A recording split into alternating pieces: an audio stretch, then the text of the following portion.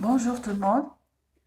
Aujourd'hui, je vais vous présenter la démarche de l'activité de mobilisation, l'entraînement à la mobilisation orale. Bon, cette activité a causé beaucoup de polémiques. Alors, brièvement, cette activité passe par trois étapes ou trois moments. OK? Comme toute activité, elle passe par des moments. Alors, le premier moment, c'est-à-dire la phase 1, c'est l'éveil d'intérêt ou l'éveil de l'intérêt. En quoi constitue cet éveil? C'est la consigne. Pourquoi c'est la consigne? Parce que l'entraînement à la mobilisation orale, c'est une production orale. C'est clair?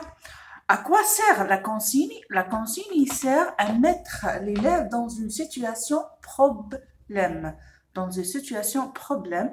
Cette situation doit être résolue vers la fin, dans la production orale. Elle doit être résolue vers la fin. Alors, ça c'est la première phase ou le premier moment. Deuxième moment, c'est l'entraînement. En quoi constitue cet entraînement? L'entraînement, c'est un petit rappel, et je mets deux traits sur un petit rappel, un court rappel des connaissances linguistiques ou des points de langue, de savoir linguistique.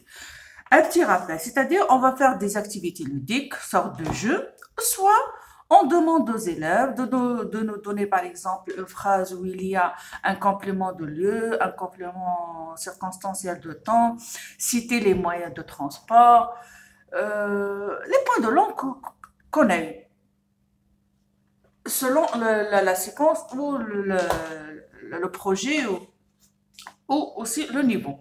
Parce que cette activité, elle est en quatrième année et en cinquième année. Ça, c'est l'entraînement. Et il ne faut pas confondre aussi cet entraînement avec l'entraînement à l'écrit. Parce qu'il y a des enseignants qui confondent l'activité entraînement à la mobilisation avec l'entraînement à l'écrit. L'entraînement à l'écrit, ce n'est pas la même chose. Ça, c'est l'oral. L'entraînement à la mobilisation, c'est juste l'oral.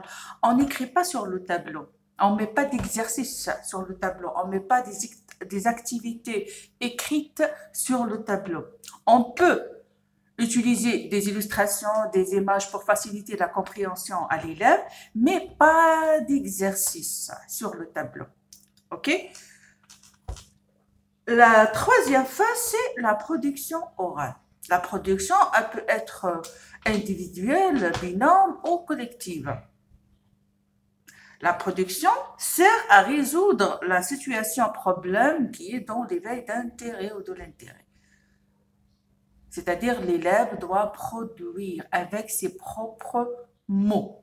En cette étape, l'élève doit produire. Il doit produire un énoncé oral, élaborer un discours oral, dans lequel il va utiliser les points de langue qu'il a étudiés.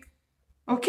Il doit employer tous les points de langue, ou la majorité, on ne va pas dire tous les points de langue, comme la conjugaison, l'orthographe, le vocabulaire, tout ça. Cette expression aussi doit être libre. Doit être libre. C'est à l'élève de choisir ses mots.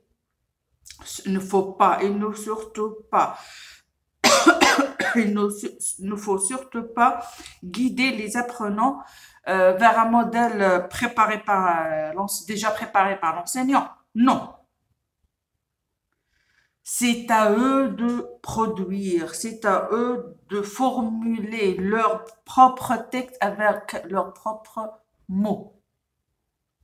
J'espère que c'est clair.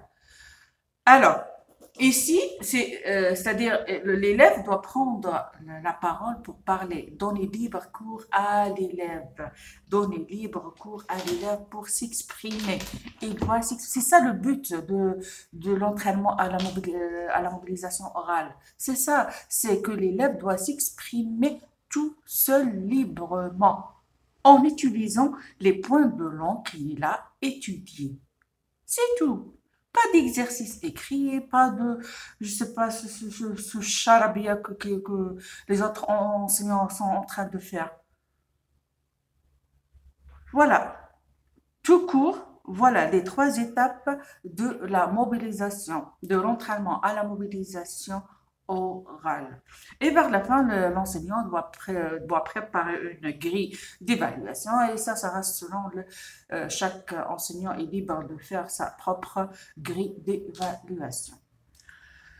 C'était juste pour éclaircir ce petit point de l'entraînement à la mobilisation. صراحة كلاني قلبي. هذا مكان. Alors, merci pour votre attention. À la prochaine vidéo, Inch'Allah. Au revoir et merci.